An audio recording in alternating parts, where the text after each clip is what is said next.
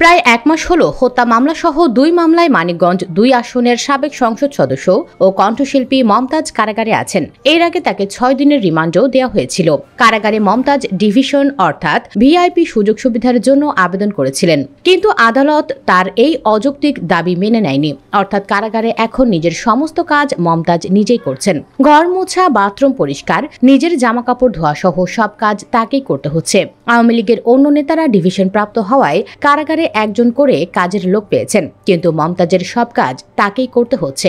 VIP lifestyle ফেলে কারাগারের কষ্টের জীবন মেনে নিতে খুব কষ্ট হচ্ছে মমতাজের। কারাসূত্র জানিয়েছে, মমতাজ এখন প্রায় অনুশোচনায় নিস্তব্ধ হয়ে থাকেন। নিজের সেলে বসে ফুপিয়ে ফুপিয়ে কাঁদেন। মমতাজের মন খারাপের আরো কারণ আছে। অনেক বন্ধুদের সঙ্গে তার ছিল আত্মার সম্পর্ক, যারা ছিল তার আপনজনদের চেয়েও বেশি। তাদের কেউ তার খোঁজ নেয়নি। কারাগারের একটি সূত্র জানায়, কারাগারে সুস্থ আছেন মমতাজ। তিনি প্রতি সপ্তাহে পরিবারের সঙ্গে টেলিফোনে কথা বলেন। বেশিরভাগ সময় তিনি কারাগারের দেয়া খাবারই খান। উল্লেখ্য, 2013 সালে সিংগাইর উপজেলার গোবিন্দল এলাকায় হরতালের সমর্থনে মিছিলে পুলিশের গুলিতে 4 জন নিহত হন। এই ঘটনায় মমতাজ বেগমকে প্রধান আসামি করে গত 25 অক্টোবর উপজেলার গোবিন্দল গ্রামের মোহাম্মদ মজনু মোল্লা বাদী হয়ে সিংগাইর থানায় একটি হত্যা মামলা করেন। এরপর তার নির্বাচনী এলাকা হরিরামপুর থানায় মামলা, মারধর ও ভাঙচুরের অভিযোগে আরেকটি মামলা রয়েছে।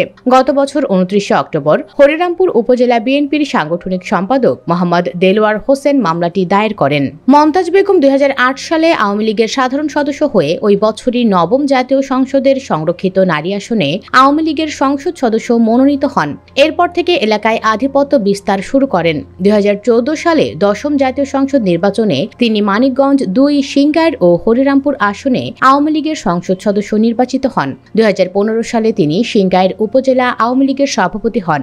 তার আত্মীয় স্বজন ও অনুসারীদের নিয়ে পরিবহনে চাঁদাবাজি, টেন্ডারবাজি, নিয়োগ বাণিজ্য, পদ বাণিজ্য সহ বিভিন্ন অনিয়ম ও দুর্নীতিতে জড়িয়ে পড়ার অভিযোগ ওঠে। 2018 সালে একাদশ জাতীয় সংসদ নির্বাচনে দলের সংসদ সদস্য হন। তবে 2024 সালে দ্বাদশ জাতীয় সংসদ নির্বাচনে দলের স্বতন্ত্র প্রার্থী দেওয়ান জাহিদ আহমেদ টুলুর কাছে ধরাশায়ী হন তিনি। তবে এখনও নিজে উপজেলা আওয়ামী লীগের সভাপতির পদে আছেন।